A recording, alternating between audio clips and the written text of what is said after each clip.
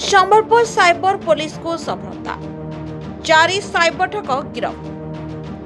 लोक को लोभ देखाई विभिन्न बैंक रे अकाउंट खोलुथिले। दिनक पई अकाउंट व्यवहार करबार सुजोग देले मोटा अंकर कमिशन देथिले। विभिन्न गेमिंग प्लेटफॉर्म ठारो आरंभ करी साइबर ठकेरे एमानक बैंक खातारे निवेशकारी टंका आणुथिले। शेषे संबलपुर साइबर पुलिस एमानक गिरफ करिछि।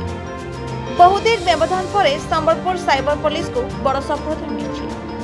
एक बड़ धरण साइबर ठकेर खुलासा करिछि संबलपुर साइबर पुलिस। एही ठकेई घटना 4 जन को गिरफ करिछि। सेमाने हेले धनुपाड़ी थाना कुंभारपड़ार प्रशांत मेहेर, टाउन थाना गोलबजार कृष्ण साहू, देवगड़ कुंडेगड़ सुब्रत प्रधान एवं खोर्धा चंद्रशेखर थाना फेज 1 एचपी कॉलोनी विश्वजित नायक।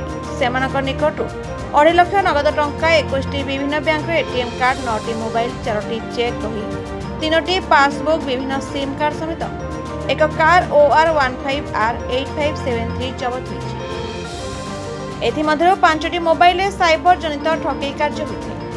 एहा सह 7,52,121 टंका लक्ष्य होल कराइथवा बेले 12,55,545 टंका सीज कराइथवा संबलपुर एसपी मुकेश भामू सांबादिक सम्मेलन सूचना दैथिले। एही साइबर ठकेर मास्टरमाइंड साउदी अरबर बोली जଣା पड़िछि। ता तदंत बेले सत्यता आसे बोली एसपी कहिसंते। गत गुरुवार अइंठापाड़ी थाना अंचल रमेश चंद्र विश्वास नामक जने व्यक्ति 88 लाख टंका इन्वेस्ट करी ठकामीर शिकार होइथवा नै साइबर थाना अभियोग करथिले। साइबर पुलिस टीम गठन करी एमानकु गिरफ करिछि।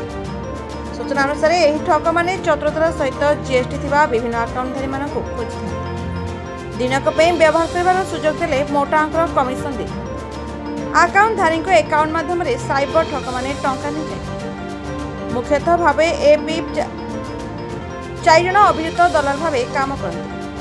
नूतन जीएसटी अकाउंटधारी को खोजी अकाउंट व्यवहार करते। Bureau report the Republic Odisha 24 news.